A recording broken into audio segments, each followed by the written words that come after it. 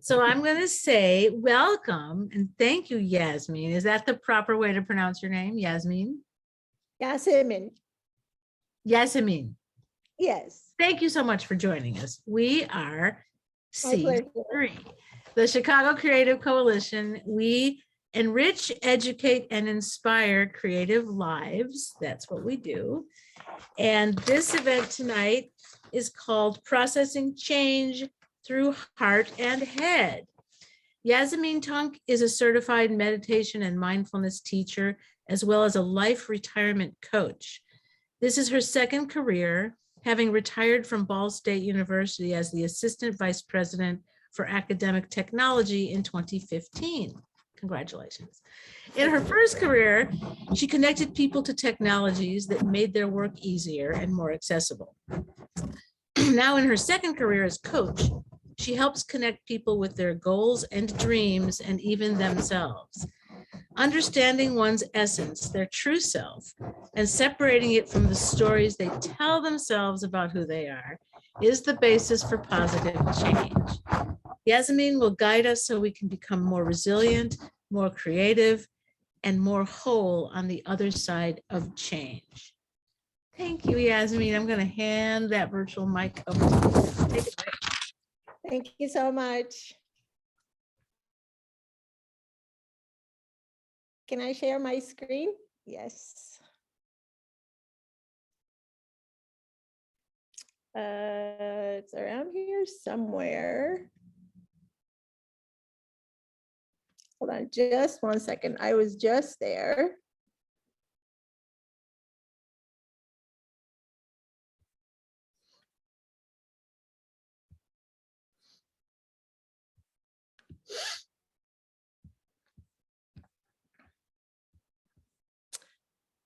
I was just there. There it is. Okay.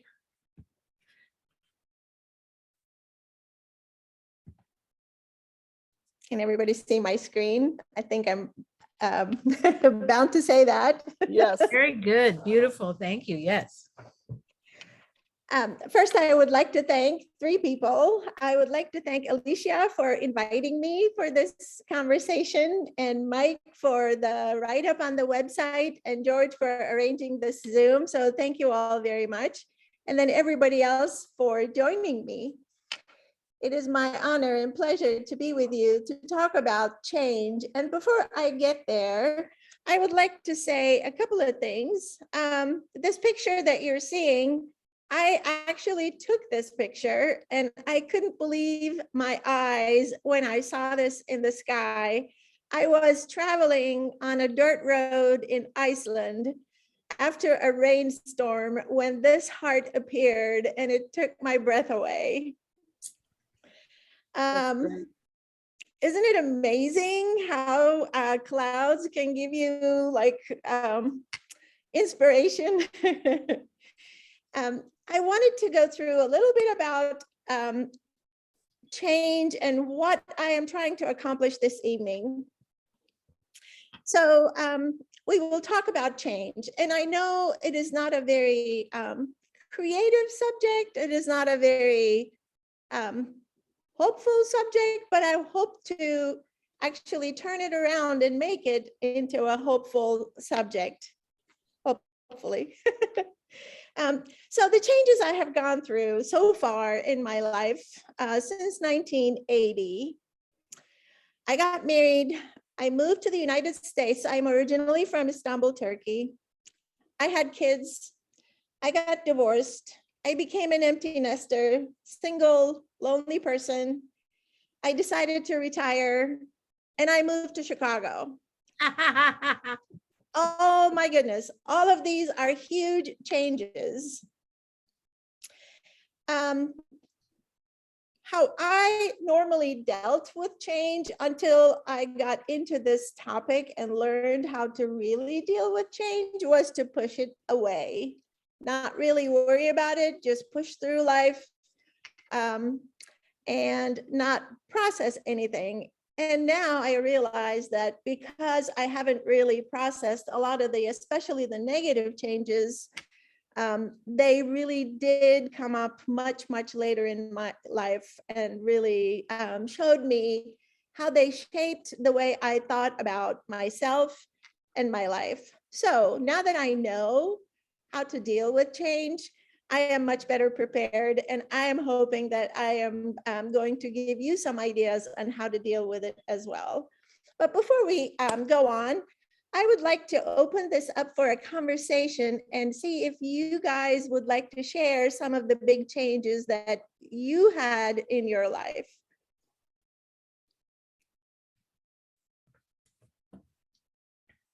Or not?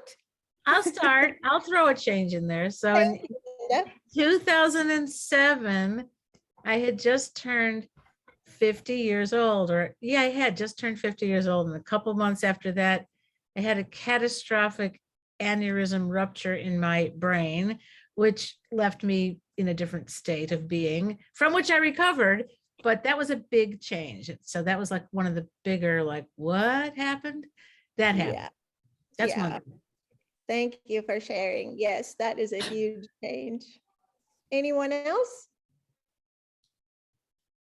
Well, I'd say in 2015, I made a change to becoming a professional ghostwriter.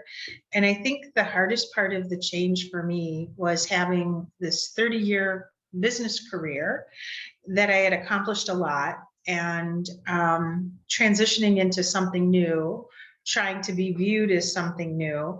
But also for me, what was challenging was minimizing the change.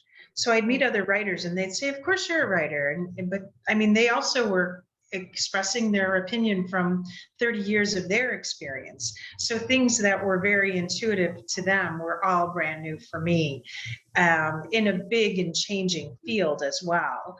So now I'm finally getting a grasp of it, but it was isolating and frustrating.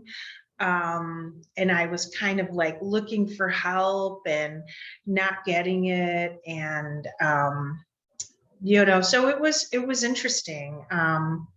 As a result of that, when I meet people who want to transfer in, like one piece of bad advice I got was anyone can write anything.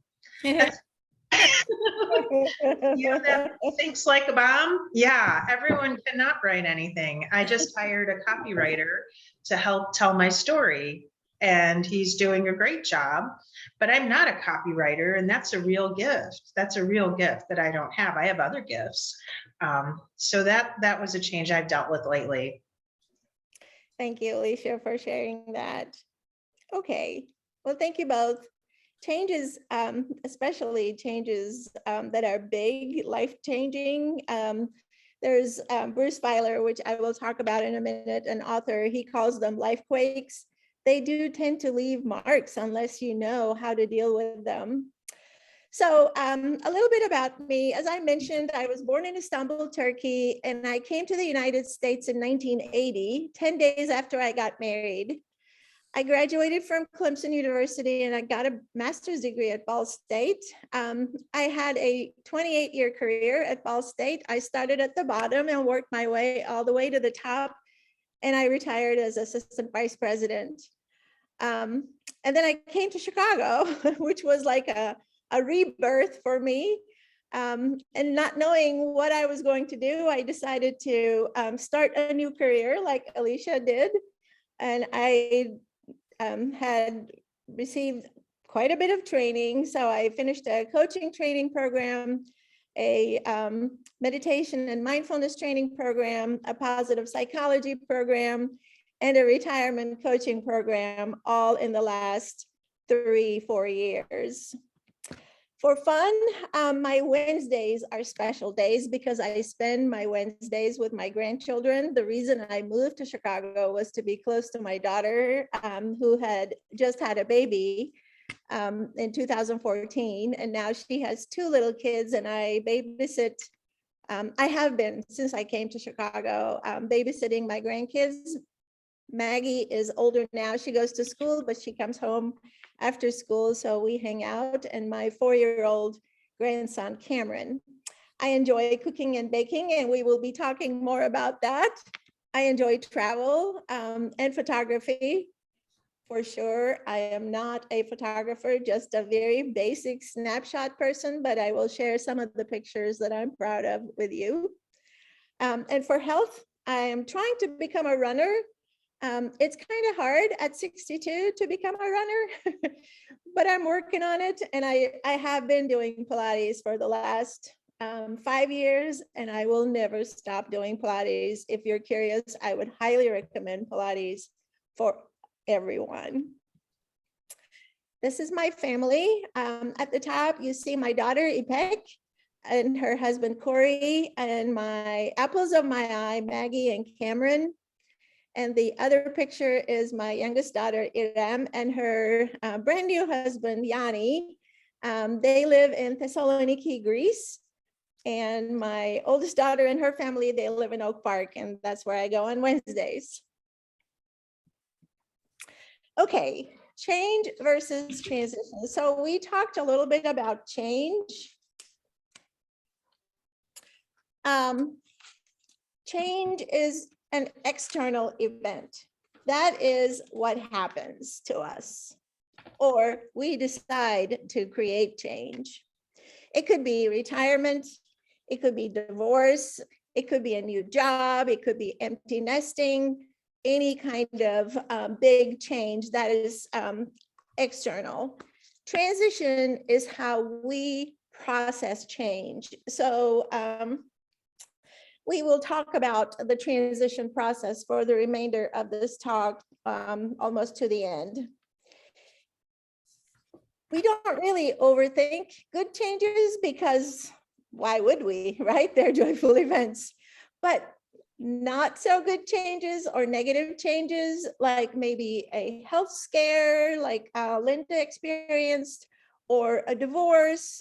These are major life changes that really leave a mark on us. So being prepared for these kinds of things is really important. So I will use my retirement as the example going forward with the transition process, not because it's good or bad, it's just an example, but I hope that this turns into a conversation more than a monologue, so that you can also share with me how you process change. And as the title of this topic suggested, we will talk about head. And that I mean, by that I mean what goes through our head, our thoughts, and heart, also our feelings, and how we process feelings and thoughts. So I know of two transition models. They're very, very similar. Dr. Bridges is a organizational, or I should say was, he has passed, was an organizational consultant and author, and Bruce Feiler is an author, and they each have their own books about transition. Dr. Bridges has several books, actually. One of them is called Transitions. The other one is really for organizations going through change. It could be like an acquisition or a merger or implementing a brand new system, which I have a lot of experience with in my previous job. So that's called managing transitions for organizations. And then he also wrote another book, The Way of Transition. He wrote that book after his first wife passed away from cancer. So he is an authority on transition. Bruce Feiler's book is called Life is in the Transitions. So they each have developed these models, dividing change or transition into three parts. There's an ending, or the long goodbye, as Bruce Feiler calls it. There's the messy middle, or the neutral zone, where most of the confusion happens. So we'll spend a lot of our time talking about that. And then, of course, the post-transition, or the new beginning, which I like a lot better, where you have sort of digested that transition process and now are looking with hope into the future. So my long goodbye. This is a picture I took of the truck with my furniture coming to Chicago. This was my home in Muncie, Indiana. I had made the decision to retire from Ball State, and I will talk a little bit more about that as we go through this process. At the end of January 2015, and I moved to Chicago at the end of April of 2015. So those 3-4 months in between, I pretty much packed my house, and that's all I did. And this was the last day that I spent at my house. I miss my irises and my clematis. I had a beautiful yard. Also, I ended a 28-year career at Ball State University. As I mentioned, I started at the bottom and worked my way to the top. That was the only place I worked. My colleagues were my friends, and some of them actually were more like family. So I had to say goodbye to a 28-year career, say goodbye to my friends, and the home that I had lived in for 20 plus years, where my kids grew up, where they learned how to drive, where they graduated from high school. We had graduation parties and everything. So it was a long goodbye. So now I would like to go through the 5 DISs, as I call them. These are internal events that if we do not pay attention to them, they can come back to haunt us as we go through this transition process if we push them aside. So this is like the preparation for adjusting to the change. And again, the change that I'm giving you as an example is my retirement process. And I chose this picture of baby Maggie because she looks disenchanted in this picture. So my disenchantment started even before I decided to retire. At work, office politics had started to rear the ugly head of politics. Wherever you go, I suppose there is politics. I was just not prepared for it. And so it was a very stressful environment to work in. And the environment did not really align with my values. So in my head, I was thinking, what is happening? Why is this happening to me? What did I do wrong to deserve this kind of treatment? There was a lot of backstabbing and gossip, and I should say this was a very small office. It was like a suite of offices. It was the vice president for information technology and a few of us, his assistants. And I never had encountered those kinds of office politics in my life. My office was always around faculty members or in the library, where I had wonderful colleagues and fun environments. And this was like a little confined space where everybody was trying to get ahead by stepping on other people. So I sought therapy because I didn't understand what was happening to me. And in my heart, I was extremely unhappy. I didn't want to go to work. It was just a terrible, terrible situation. Has anyone experienced disenchantment? Would you like to share? I'm glad I took an easy question. Somebody.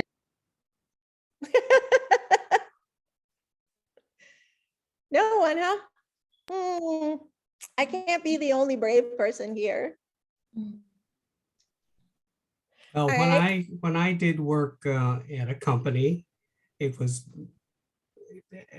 towards the end, it got to be like you're describing, where it's the office politics were a big problem, which is why then I formed my own company, and my partner and I decided we would never have more than the 2 of us as employees, because then there couldn't be somebody, 2 or 3 people ganging up on someone else. It would always just be 2 of us, and we would talk it out and figure it out. So that was our reaction to that. Nice. Yeah, thank you, Mike. Thank you. Yes, it is unfortunate that those things do happen everywhere. The other dis, and let me see here, I lose my cursor, so I can't, oops, I didn't need to do that. Okay. The next one, the next dis is disengagement. And again, I chose Maggie's picture because she seems to be saying, she seems to be disengaged and saying, talk to the foot. Maggie was a great baby. She was my first inspiration in photography. The dictionary defines disengagement as to free oneself from an engagement, pledge, or obligation. So in my head, the way I dealt with this was, again, not knowing what I was doing. This was just me reacting to the situation. I learned about these things afterwards. But I did ask the vice president to actually move to a different building. I wanted to get away from that environment where I was working. And I remember one event, I was invited to a party at the university president's house. It was a Christmas party, so there would be a ton of people, but also the people from my office. And I got dressed, I got in my car, I was halfway to the president's office, and I decided, nope, I turned around and came home. So I was completely disengaged from those people. But in my heart, I was extremely uncomfortable in that office suite. I wanted to be away from people. That's why I decided to retire and gave 2 months notice. This was the last straw. I'm going to open it up again if anybody would like to share a disengagement that they have gone through.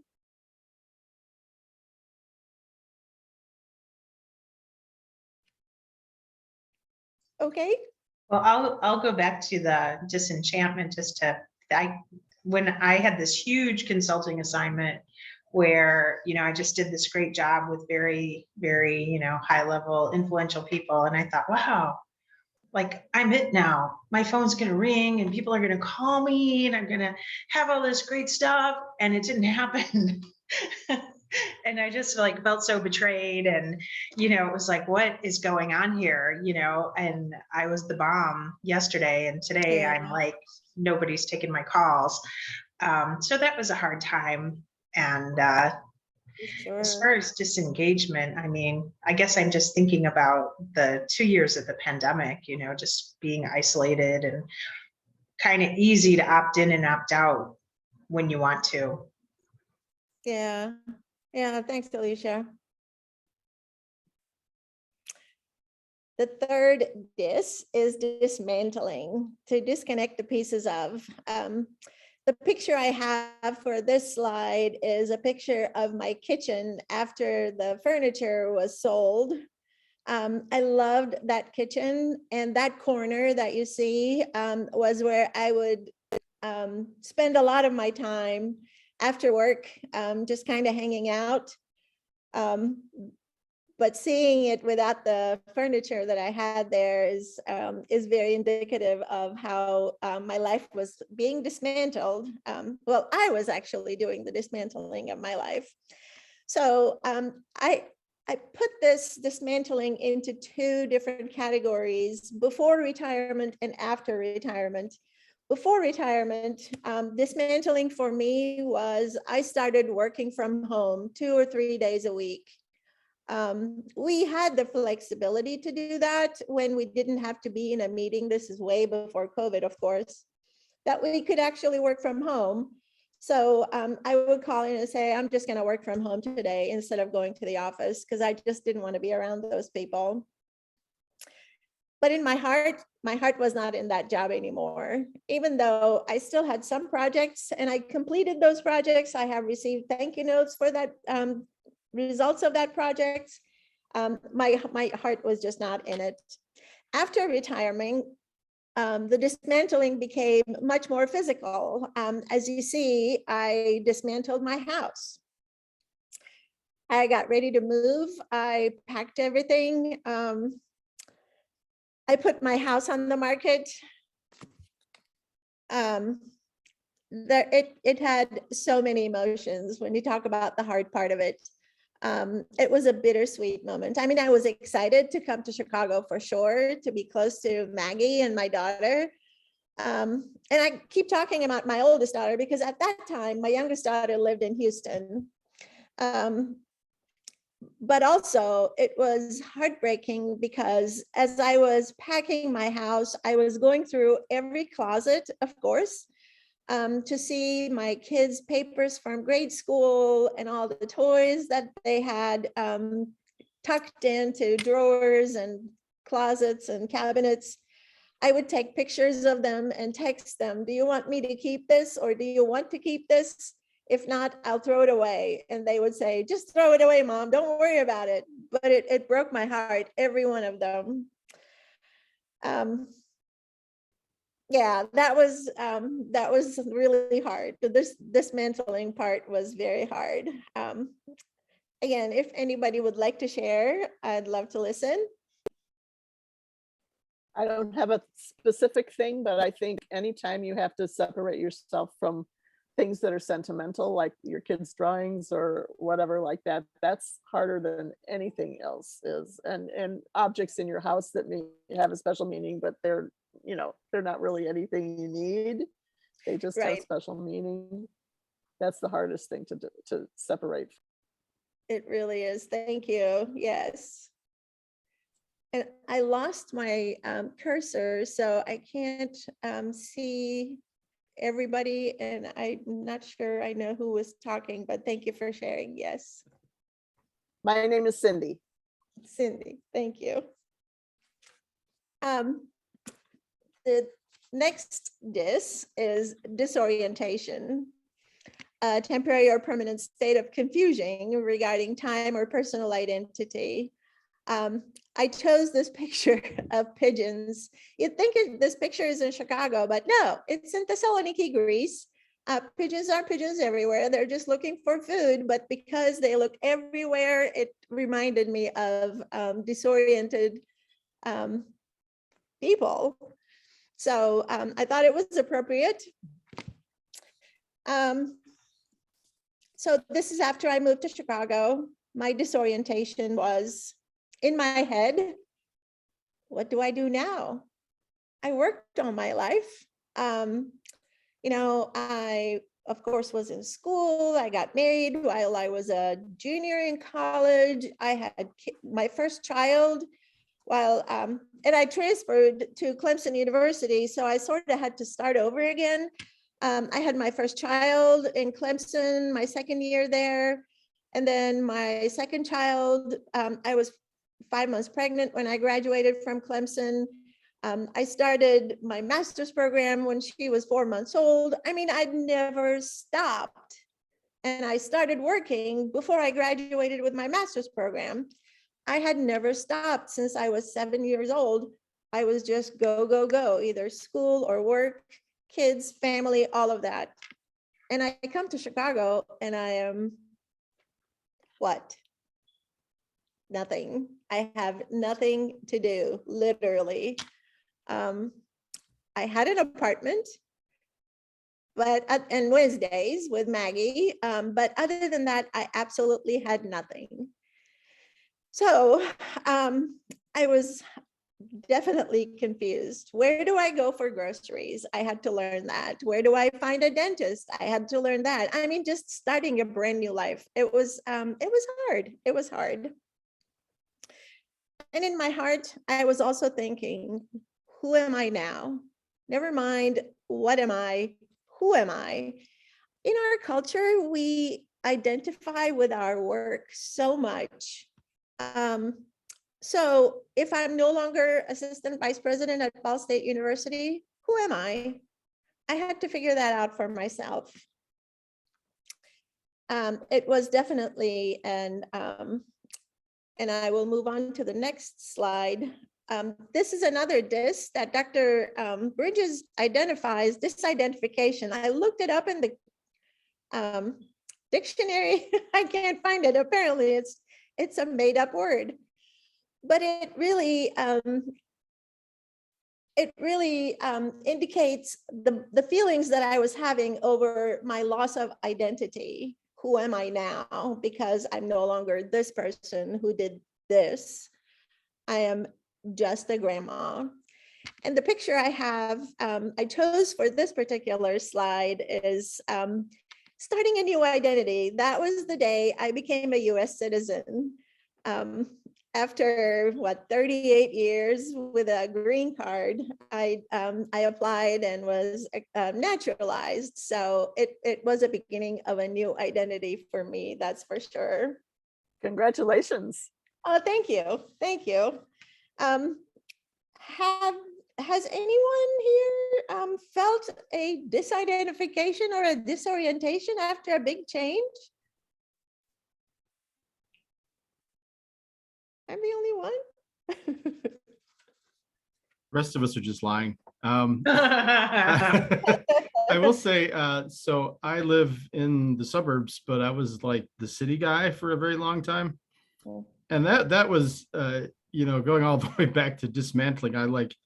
We had to paint our condo when we left, and then we painted the house here. And, I moved into a house full of my in-laws' furniture that they moved out and just left here. So we literally had to take all these things out. And then, we got here and you don't know, the city, I can throw a rock and hit somewhere interesting to eat. And we Right. went, the first week we were here, we went to this 4-star Thai restaurant. We were like, man, that was terrible. Like these people, where do we eat out here? Like, you don't even know, and, it took a while. I also go do adventures on Wednesdays, and it was like, I just had to start picking like random spot on the map to go to every week for like outdoor adventure stuff, because you just don't know where anything is. So it's, I understand that whole like, where am I? It's a really weird thing. It really is. Thank you for sharing, George. All right, so as we mentioned earlier, the second or the middle part of transition is this neutral zone, or the messy place, as Bruce Feiler calls it. And the 5 disses really are indicative of that neutral zone, the head and heart, what goes on in your head and your heart throughout this zone of confusion. But it could also be a hopeful place. With creativity and curiosity, one can start looking at the world in a whole new way, which is, again, not knowing. I sort of stumbled on it with the cakes and other things that I will show in a little bit. The curiosity piece, of course, probably fuels the creativity also, but in my training in retirement coach training program, they talked about creating a curiosity list, especially for people who are planning to retire. This is a good thing, but it's probably a good thing for all of us. And this curiosity list is just a list that you put on your refrigerator, and you just write on it the things that you're curious about. So when you have time that maybe you can explore, it could be as simple as decorating a cake or as complicated as skydiving. Now, I have no desire to do skydiving in my life, but you might, or anywhere in between. Another tool, I would say, to use maybe to kind of process change is called ritualizing. And the one really good example I can give you for this is when people go through a contentious divorce. I've heard that they throw their wedding ring into the river or the sea or whatever body of water they live close to. So that is a sort of a ritual. My Wednesdays with Maggie and then Maggie and Cam have become my ritual to kind of ground me in some sort of structure, because change also dismantles your life structure, especially retirement or moving is another example of change that changes your structure. But in retirement, you know, when I was working, I would work from 8 to 5. So I would be up, shower, get out of the house by 7:30. Well, after I came to Chicago, I'm like, why do I have to be up so early? Why do I have to shower? What do? I just watch TV all day long. You know, so ritualizing some sort of a structure will probably pull us back into real life in a much more productive way, rather than just kind of being disoriented. And being open to possibility, of course.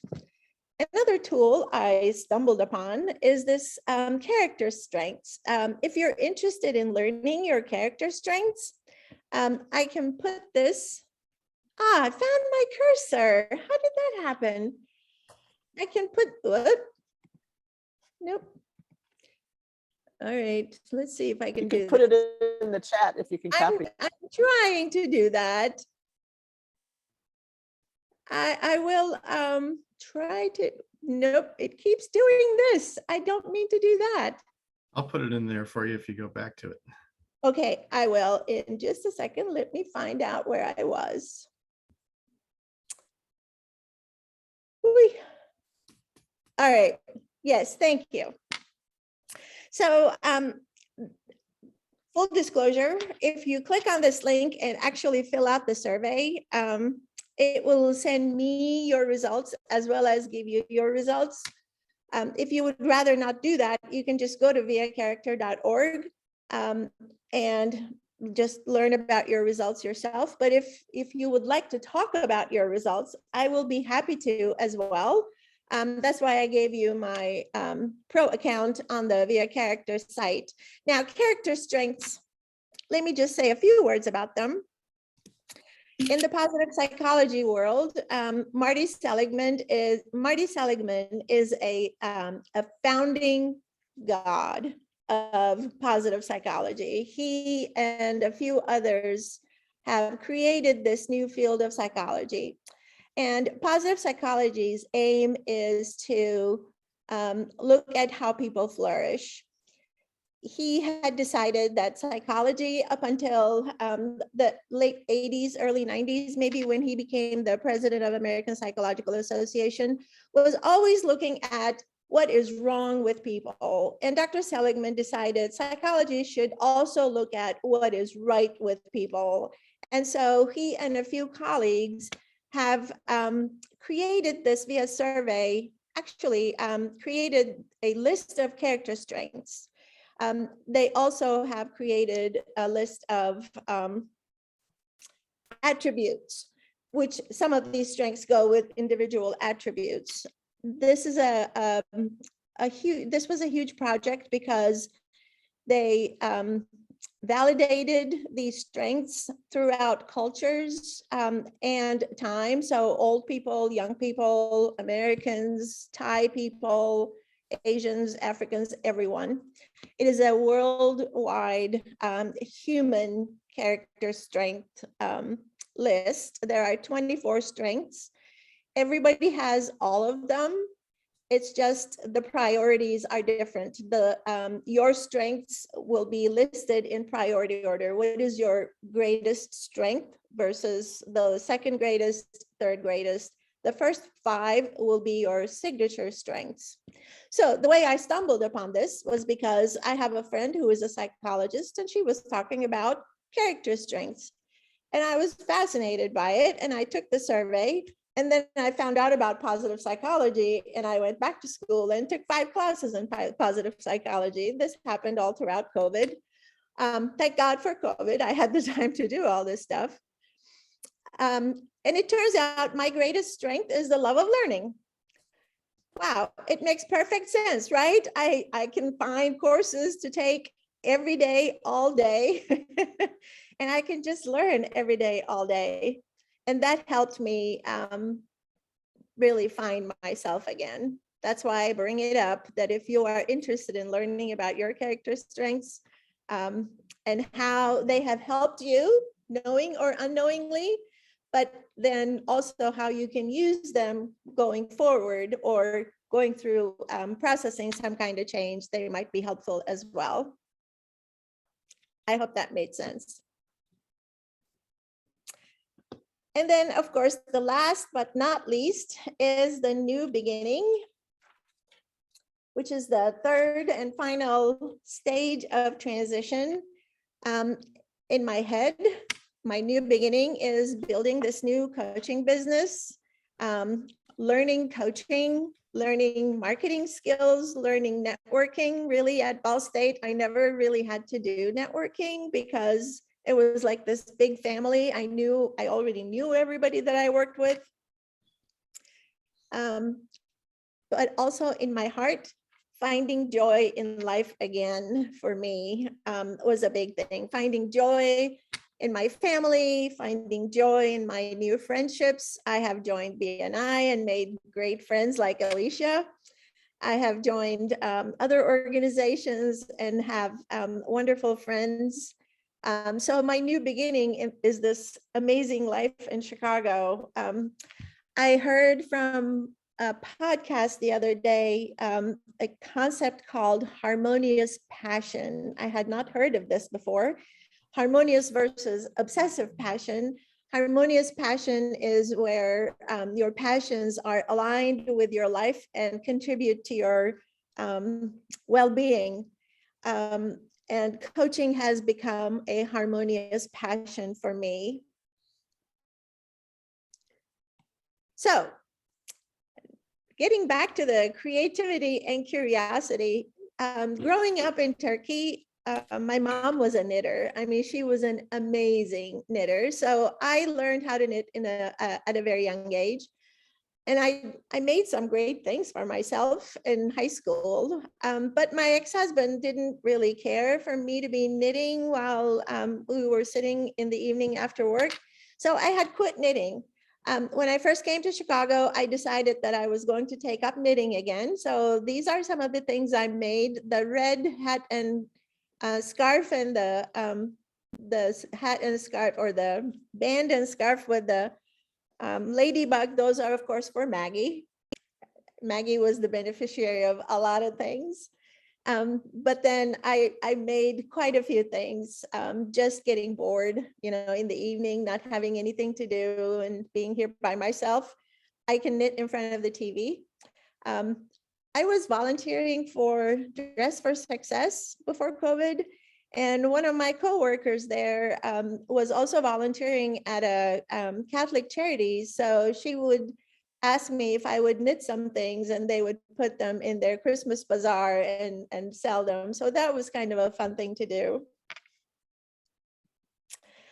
I mentioned I liked to take pictures. Again, I'm a snapshot photographer, not a real photographer, but I am proud of these pictures and I love traveling. So this top left picture is from Amsterdam, my favorite city in the world. The middle top picture is from Skidesholmer, Iceland. The bottom left is from the Potomac in Washington, D.C. The bottom middle is James Bond Island in Thailand. And I can't see that other picture. Oh, it's from my backyard. It's the Chicago River. I just took that picture not too long ago, actually. So have you heard of Fracture? Fracture? Yeah, it's a newish company that you upload pictures to their website and they print your pictures on glass. Oh, neat. Yeah, it is pretty cool. So I have a few of my pictures hanging on my wall. But I know that you're excited to see cake. So we'll talk a little bit about cake. First of all, I don't recommend starting making cakes with the most difficult cake that you can imagine.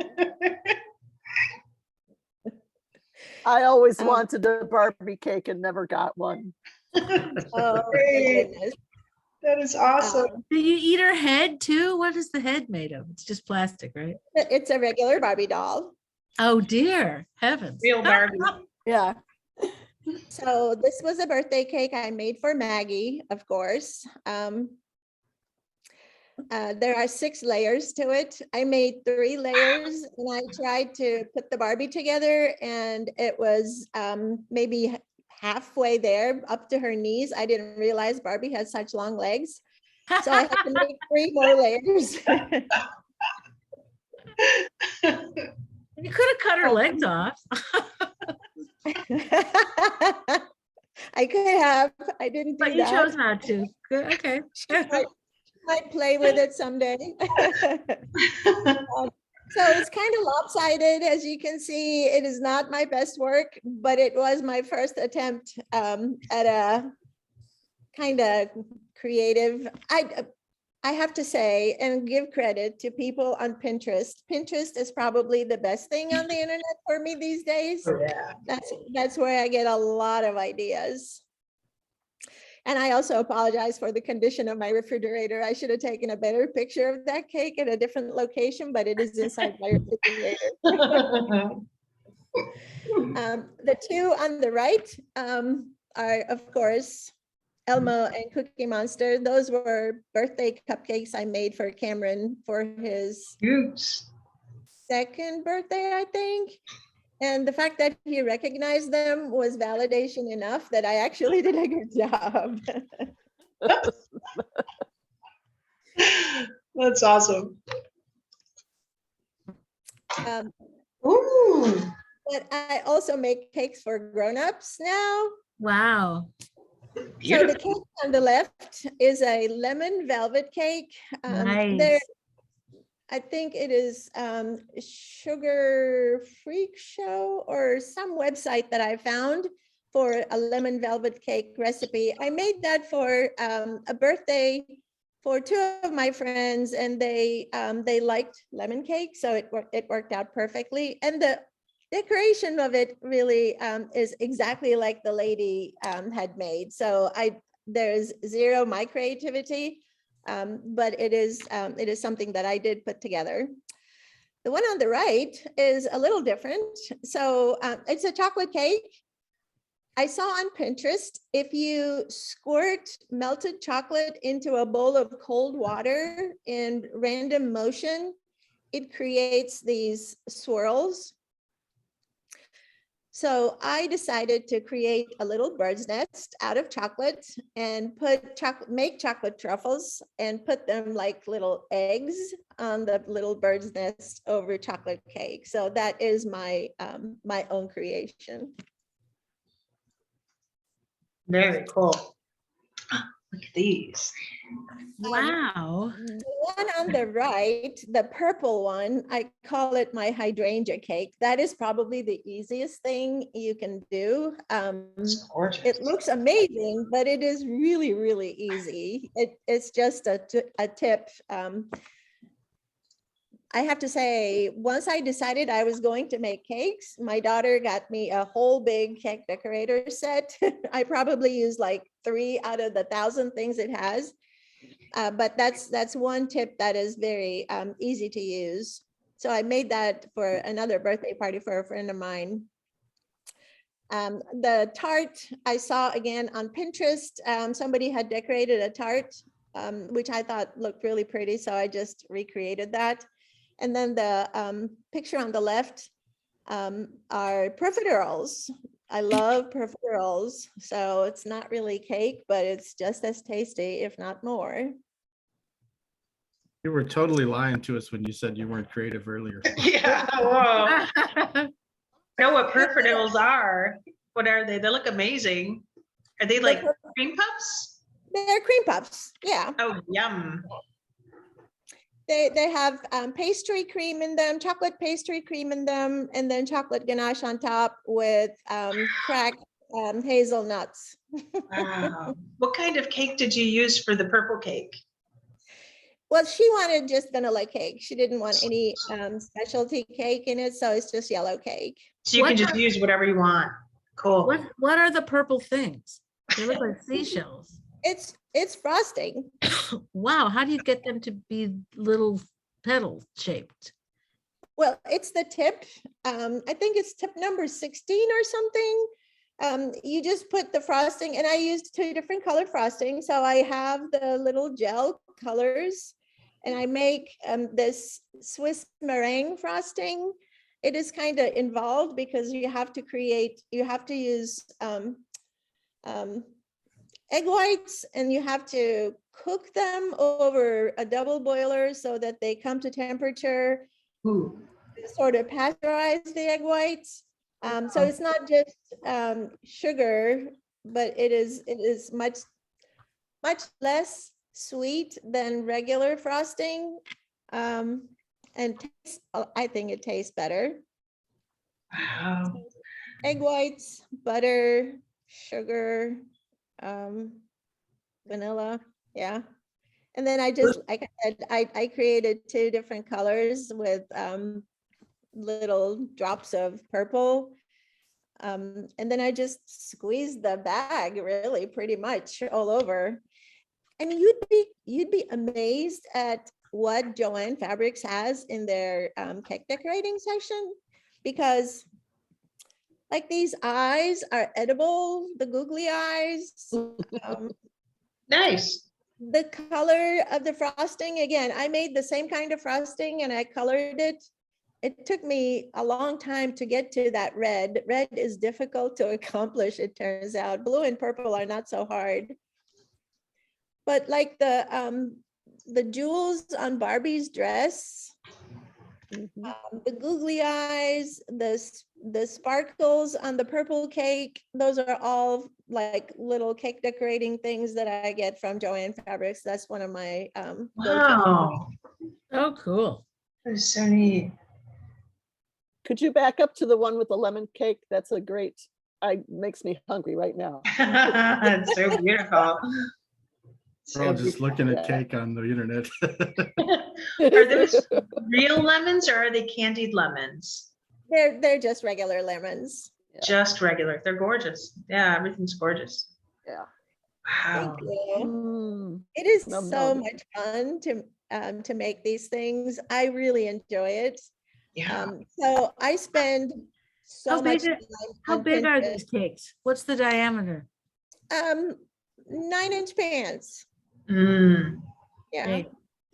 How long does it take you end to end? Like, I have to plan a weekend, I think. Like, how long do you It allocate? takes a while, While, for yeah. sure. Yeah, it takes a while. I mean, baking a cake itself is not that hard, and it doesn't take more than maybe an hour and a half if you have all of your ingredients ready to go. Mhm. But making the frosting, if you're going to make the meringue frosting, that takes a while because it takes a while for the frosting to come to, or the egg whites to come to temperature. And then you add butter 1 teaspoon at a time, and you add like 4 or 5 sticks of butter. So, and you're mixing it the whole time. Yeah. It takes a while. Yeah. Wow. So maybe like a half a day project, maybe a whole afternoon project. Mm. Yeah. This looks like a lot more fun than working in a computer division where you don't want to go. For sure. For sure. Purple cake reminds me of when you're a kid and you have that tissue paper and you wrap it on a pencil eraser and then you glue it. That's what it reminds me of. So cool. Is that Well, cake, is it just a round 9-inch cake or is it a dome? no, it's just a 9-inch cake. Wow. It appears to be a dome from It what does look like a dome. Yeah, she gave me the ultimate compliment. She said her family asked which bakery she got it from. Of course. Yeah. That's amazing. And then the other is a fruit tart? It's a fruit tart. I think it had a mascarpone cream Hmm. in the middle with just regular fruit. Did And you then I make also- the base? I did make the the pastry. Okay, I've done that, but I bought the pastry. Yeah. That's really neat. That's a great hit. That's a great hit to bring to parties. Yeah, it was delicious. And I brushed it with a little apricot jam diluted with a little water so it sparkles. Oh, Otherwise, it's kind of dull. Nice. Nice. That's a trick that you learn from following these bakers on Pinterest. you're welcome to come to any of our potluck events that you want to. I will be happy to bring a cake. Yes. To I level us love up. love this. There is a woman who I follow now, and I signed up for her email too. It is sallysbakingaddiction.com is her blog. When I decided to have a blog of my own, somebody suggested I look at this like a YouTube video of how to create a blog or something, or how to monetize a blog. And so the gentleman who was doing the webinar actually talked about Sally. When she first started, she started like me, but now she makes millions with the ads on her blog. So Sally's Baking Addiction, it is an exemplary blog, and she has great recipes. I can take any of her recipes and make them, and it will turn out great, I know. Wow. I'm totally following her. Yeah, she's great. That's all I have. Thank you so much for this. I had fun. I hope you did too. If you're so inclined, please visit my website at yasemintunc.com. Like I said, there is a blog. I don't talk about cakes on my blog very much, but it might be interesting to read. Yeah, and if you know of anyone who's looking for a life coach, send them my way. This is Thank great. you. Thank you. I'm so inspired. Anyone have any Yeah. questions about I have a baking quick or question. non-baking things? Absolutely. You mentioned that love of learning was your top character trait. What were the other ones? Or if you don't want to tell us what yours were, how do they, that's a phrase. I like that. It's not like fierce or, generous or loving. It's like love of learning is a more expanded trait. Is that what the 24 are? They're like expanded. Not all of them are Stand- like that, no. Some of my other ones are gratitude. What else did I have? I had gratitude, perseverance, hope. There are, like I said, 24 of them, but no, not all of them are a phrase. Most of them are just one word, actually. Wow. Do you think that's where does 24 come from? I mean, why aren't there 64 of them? You know what? That's a good question. I really don't know how they came up with 24, but they took a whole bunch of traits and narrowed them down to 24 big Species. Yeah. categories. Yeah, Cool. Thanks. sure. Any other questions? I'll ask a question. You talked a lot about changes and what people go through. What they have any specific strategies for navigating those things better? What other strategies? Well, do they have strategies for navigating through those things? Like disorientation and other things like that. Right. So what I was trying to accomplish, George, was to kind of give you an idea of what to expect, because you will go through these things if you allow yourself to experience them.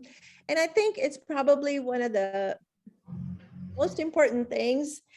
As I mentioned earlier, most of the changes I had gone through until I learned about this process, I would push my feelings aside and not really think about them, not really feel them, not really worry about them, just find some distraction to look the other way. Hey, squirrel, yeah, my life is falling apart, but I will push through and get dressed and go to work, not worry about it. And there's social worker and very famous author, Brene Brown. I don't know if you heard of her. But I'm sorry? She's great. I know her. Yeah. Yes. She's a great. really good TED Talk if anybody wants to look it up. Oh my gosh, yes. And great books too. But Brene says, if you push, you can't selectively choose your emotions. If you don't feel certain emotions, if you're afraid to feel fear, for example, and you push fear down, you end up pushing all of your emotions. So the most important thing is to allow yourself to feel those emotions. And that's what I learned after understanding this process, is that if I allow myself to go through that disorientation and really understand what's happening and be kind to myself, giving myself some grace. Hey, this is okay. It's a process. You're going to go through it, but come out on the other side a much better place. Then maybe my life would have been a lot easier and maybe not really be like those pigeons looking for where do I get groceries. Instead, I could have had more of a curious outlook to which grocery stores should I go to for, say, tamarind sauce or food coloring. Awesome, thank you. Which On I the 5, didn't, but it took me a lot longer than it should have, perhaps.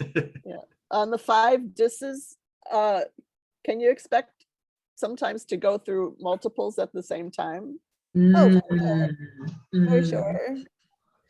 Everybody is different. Everybody will go through things differently and maybe not go through some of them. Mhm.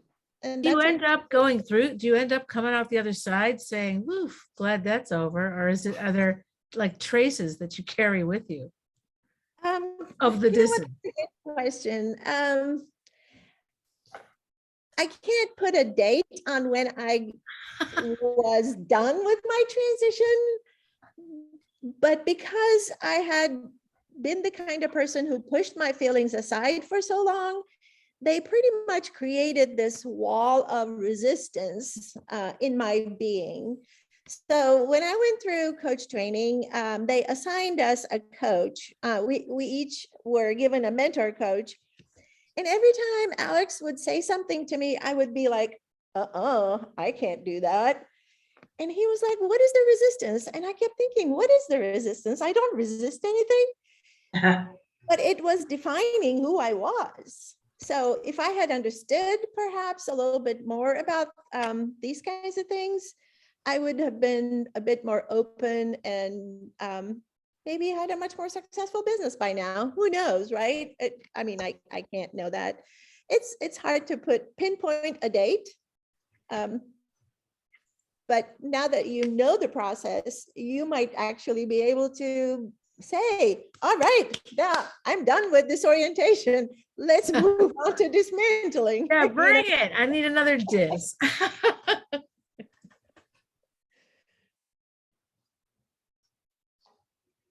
Perfect. Thank you.